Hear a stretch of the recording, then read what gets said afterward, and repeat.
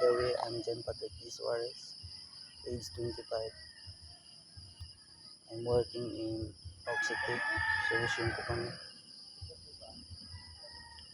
Nandito ko ngayon kasi gusto ko talaga tumulong sa ibang tao na may kapansanan din.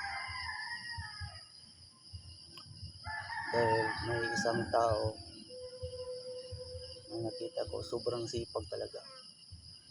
Tsaka kahit may kapansanan siya, wala siyang isang tao.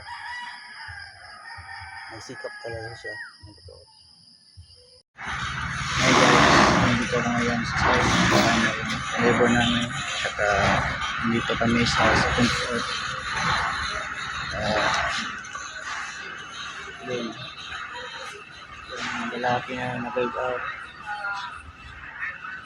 siya yung pili ko na bigyan ng konting tulong bago ko umalis dito sa Nagbalduleran, Chris de Halo Hospital bago mong bakasyon.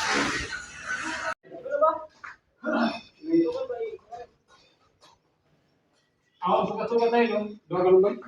4, 3 lang. Okay. Suka-suka.